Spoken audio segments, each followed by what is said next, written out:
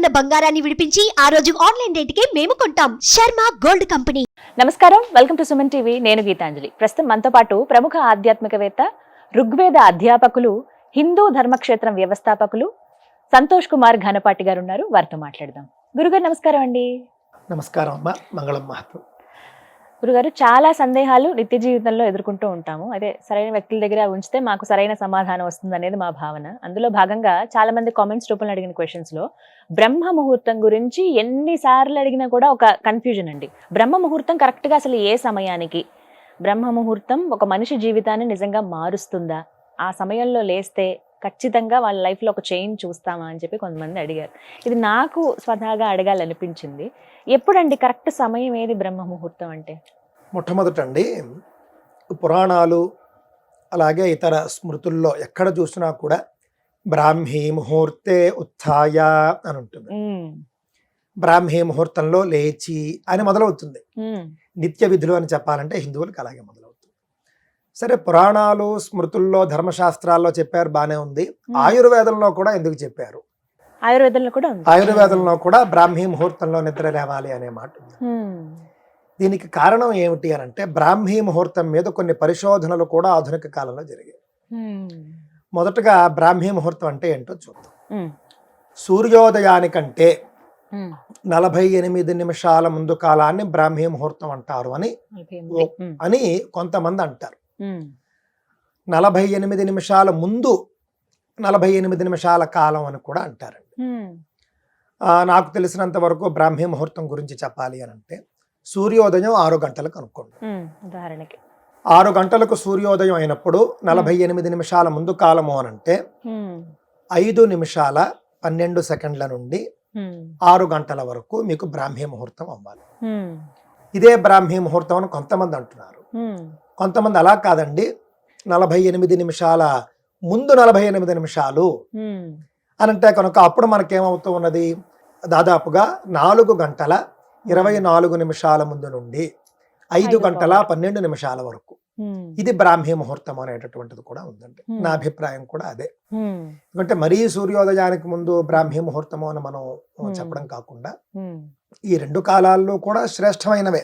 సుమారుగా అంటే ఉదాహరణ 6 గంటలకు సూర్యోదయం అయితే 4 గంటల 24 నిమిషాల నుండి 5 గంటల 12 నిమిషాల వరకు ఉండేటటువంటి కాలం బ్రాహ్మీ ముహూర్తము అని మనకు ఎక్కువగా చెబుతూ ఉన్నారండి. అంటే దాదాపుగా సూర్యోదయానికి గంటన్నర ముందు బ్రాహ్మీ ముహూర్తం ప్రారంభమవుతుంది అనే విషయాన్ని దృష్టిలో పెట్టుకోండి. సూర్యోదయానికంటే గంటన్నర ముందు ప్రారంభం అవుతుంది. ప్రారంభమైన తరువాత 48 నిమిషాల కాలం బ్రాహ్మీ ముహూర్తం ఉంటుంది. బ్రాహ్మీ ముహూర్తంలో నిద్ర లేవాలి అని చెప్పారు. కానీ ఆ ముహూర్తం అంత శక్తివంతమైందా అండి? అదేనండి. ఎందుకు చెబుతున్నారంటే, మీకు చాలా విషయాలు ఉన్నాయి దాంట్లో. ఆ సమయంలో అటండి ప్రకృతి అంతా కూడా చాలా చైతన్యవంతంగా ఉంటుంది, పరిశుద్ధంగా ఉంటుంది. ఆ సమయంలో ఆక్సిజన్ కూడా మీకు చాలా ప్యూర్గా ఉంటుంది, చాలా చక్కగా ఉంటుంది.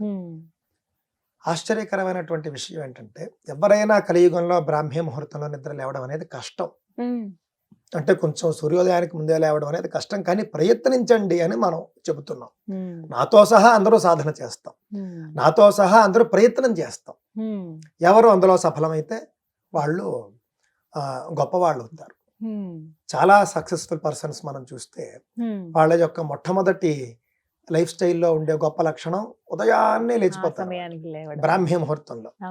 చాణక్య నీతిలో కూడా మనం చూస్తే ఒక్కొక్క జంతువు వద్ద ఒక్కొక్కటి నేర్చుకోవాలి అని చెబుతూ, కోడి వద్ద మనం నేర్చుకోవాల్సింది ఏమిటి అంటే బ్రాహ్మీ ముహూర్తంలో లేవడంట. కోడి బ్రాహ్మీ ముహూర్తంలో లేస్తుంది. అదే విధంగా మనిషి లేస్తే చాలా గొప్ప ఫలితాలు ఉంటాయి. ఎందుకంటే ఆక్సిజన్ స్వచ్ఛంగా ఉంటుంది. అదే విధంగా ప్రకృతి అంతా కూడా ప్రశాంతంగా ఉంటుంది, పాజిటివ్ వైబ్రేషన్స్ ఉంటాయి. ఉదాహరణకి మీరు రాత్రి పడుకునే ముందు మీరు చాలా దుఃఖంతో పడుకున్నారు. సనాతన ధర్మం ఏది ఉత్తనే చెప్పదండి. చాలా దుఃఖంతో బాధతో పడుకున్నారు మీరు ఉదయం 7 8 లేవడం కాదు.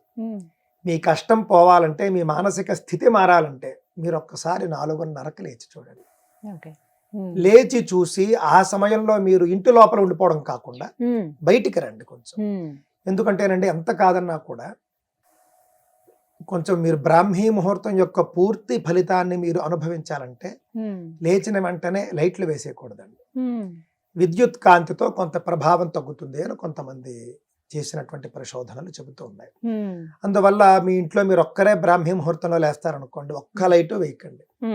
చక్కగా మీరు దీపాల వెలుగులో కూర్చొని ధ్యానం చేయండి అవకాశం ఉంటే. అదే మీరు కొన్ని రోజులైనా సరే చేస్తే మీకు శక్తి ఎక్కువ మీకు తెలుస్తుంది. ఇంట్లో అవకాశం లేకపోతే బయటికి వెళ్ళిపోవచ్చు.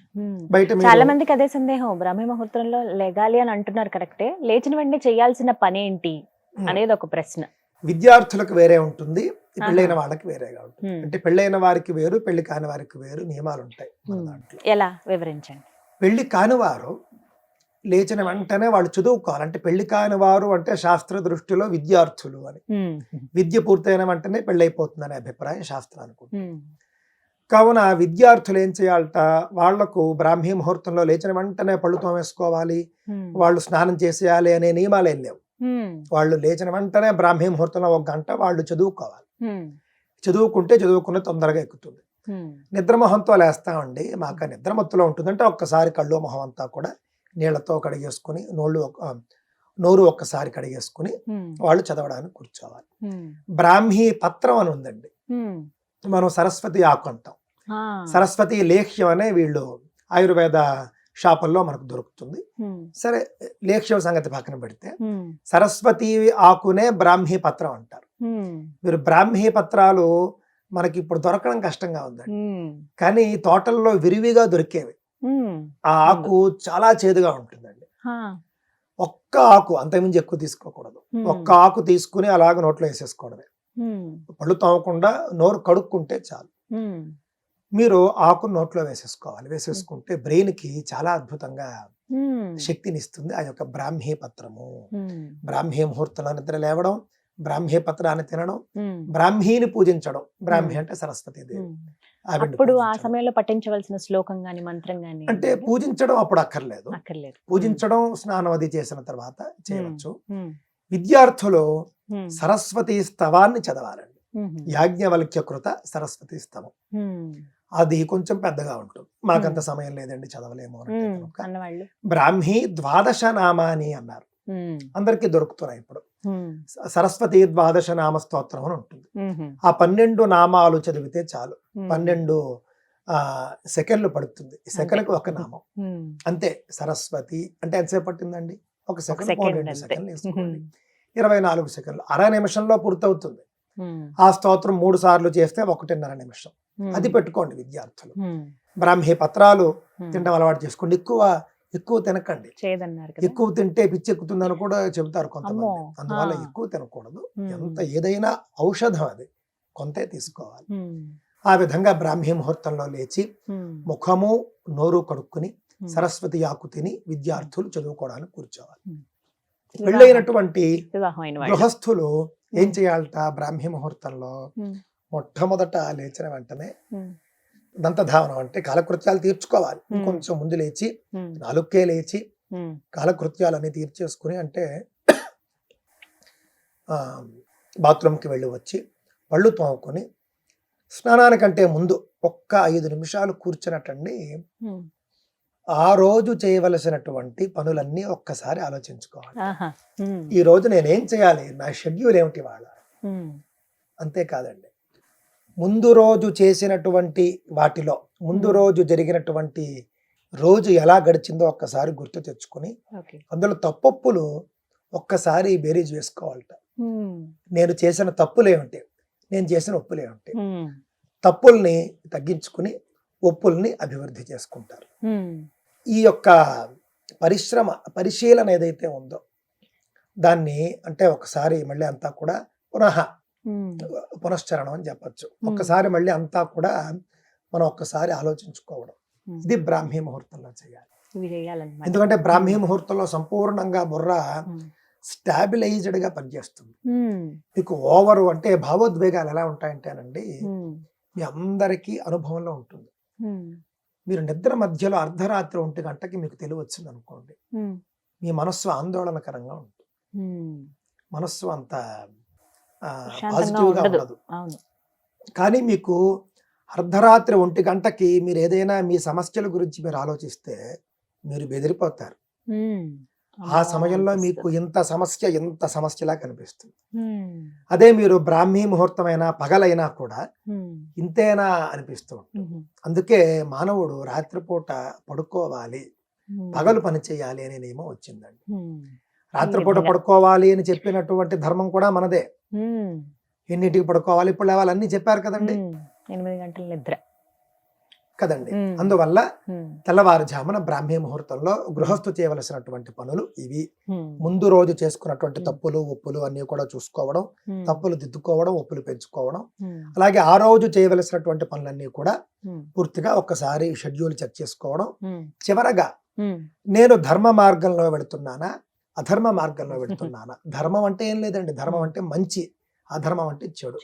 నేను మంచి మార్గంలో వెళుతున్నానా, చెడు మార్గంలో వెళుతున్నానా అని ఒక్కసారి పరిశీలన చేసుకుని ఆ రోజుకు ఆయన తయారు చేసుకోవాలి. ఇది బ్రాహ్మీ ముహూర్తంలో చేయవలసిన. ఈ విధంగా అయితే ఖచ్చితంగా జీవితాలు మారుతాయి. బ్రాహ్మీ ముహూర్తం చాలా మందిని అలా గమనించాను నేను. అంతేనండి. బ్రాహ్మీ ముహూర్తాన్ని మనం కోల్పోతున్నాం. ఒక్కొక్కసారి మనం కూడా లేవలేం. ఉన్న ఫ్యాక్ట్ చెప్పాలి, వాస్తవం చెప్పాలి కదా.